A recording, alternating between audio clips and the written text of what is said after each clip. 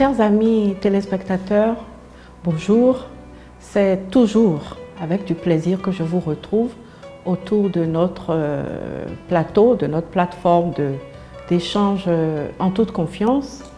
Je voudrais d'abord commencer par des remerciements, oui, parce que quand on fait quelque chose et qu'on est encouragé, je pense que ça pousse à mieux faire. Et vraiment, je dois reconnaître que je reçois beaucoup de messages qui sont encourageants, des messages qui attestent de l'utilité de ce que je fais. Je reçois des messages de jeunes, je reçois également des messages de parents.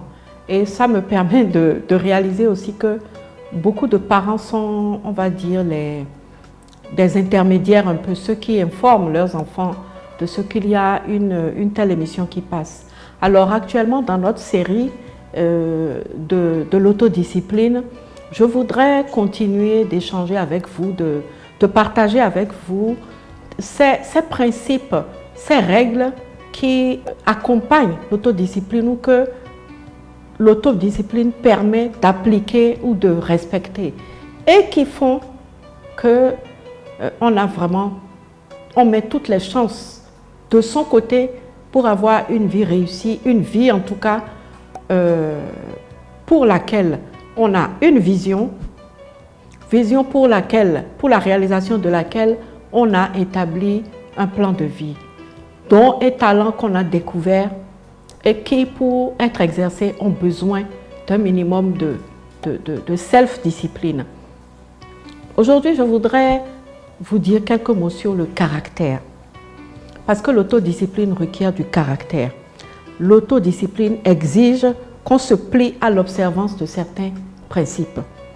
Quand on a du caractère, on marche selon des principes. Et d'ailleurs, l'autre définition du caractère, c'est l'imposition de principes à soi-même dans un but déterminé. Alors, est-ce que nous avons du caractère? Attention, je ne voudrais pas qu'on se méprenne sur ce que j'entends par caractère.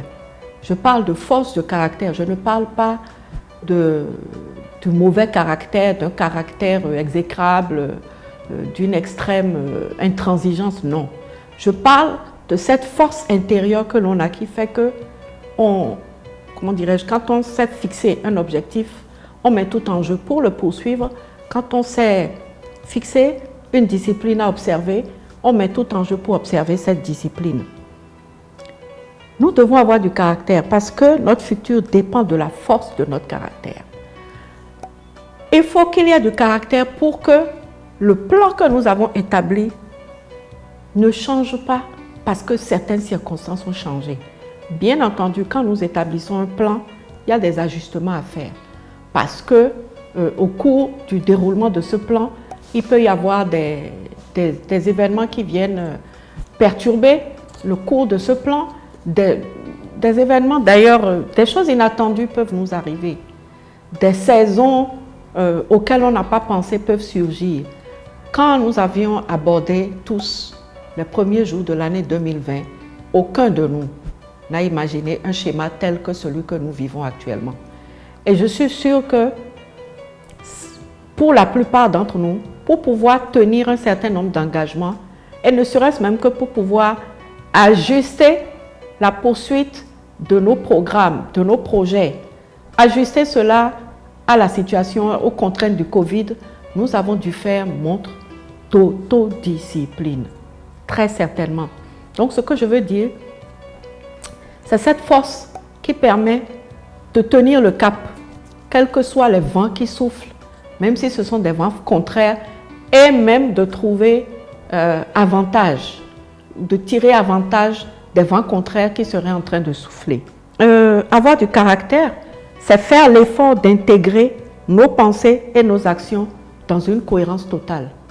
C'est-à-dire que ce que nous pensons, ce que nous faisons, ce que nous entreprenons, ce que nous démontrons, tout ça doit être cohérent. C'est ça qu'on appelle l'intégrité. Dire une chose, faire cette chose, promettre des choses qui sont en lien avec ce qu'on dit et ce qu'on fait. C'est ça le caractère. Quelqu'un qui dit une chose, qui en fait une autre et qui en promet une troisième n'a pas de caractère et c'est ça le contraire de l'intégrité. Et on ne peut pas lui faire confiance. Et c'est incompatible avec l'autodiscipline. C'est incompatible avec la discipline de façon générale. Et ça l'est encore plus avec l'autodiscipline. Le caractère, c'est ce qui nous aide au besoin à nous libérer peut-être de certaines fréquentations qui nous font perdre du temps et de l'énergie et à faire le choix d'autres fréquentations qui sont plus utiles, qui sont plus saines, qui sont plus constructives. Si vous n'avez pas de caractère, vous ne conserverez pas vos priorités au rang de priorité. Si vous n'avez pas de caractère, n'importe qui peut venir à vous et faire changer vos plans. Si vous n'avez pas de caractère, vous ne pouvez pas décider que par exemple cette semaine, lundi vous ferez telle chose, mardi vous ferez telle autre chose, mercredi ce sera plutôt ceci, jeudi ce sera cela, et y tenir, quand bien même il pleuvrait, quand bien même le cours des événements serait bouleversé, vous devez avoir cette force de caractère qui fait que non, j'avais déjà déclaré que je faisais telle chose aujourd'hui, je la ferai. Nous avions déjà dit comment nous devons orienter toutes nos actions, les personnes que nous fréquentons, les relations que nous bâtissons, nous devions les orienter en fonction justement du plan que nous avons établi. La force de caractère fera que lorsque nous nous trouverons dans certaines situations où il y aura comme un effet d'entraînement qui veut nous détourner du but que nous nous sommes fixés pour une journée, pour une saison, c'est cette force de caractère qui va nous faire dire, bon, chers amis, je crois que le moment pour nous est venu de nous séparer. Moi, j'ai un autre plan que je dois suivre. Donc, vraiment, je vous souhaite le meilleur pour ce que vous voulez entreprendre. Mais en ce qui me concerne, je retourne vers les buts que je me suis fixés. Ce n'est pas toujours facile parce que la personne que vous avez en face qui veut vous entraîner dans un autre programme ce n'est pas toujours de mauvais programme. Hein. Et c'est là qu'intervient la différence entre les bonnes choses et les choses bonnes à faire.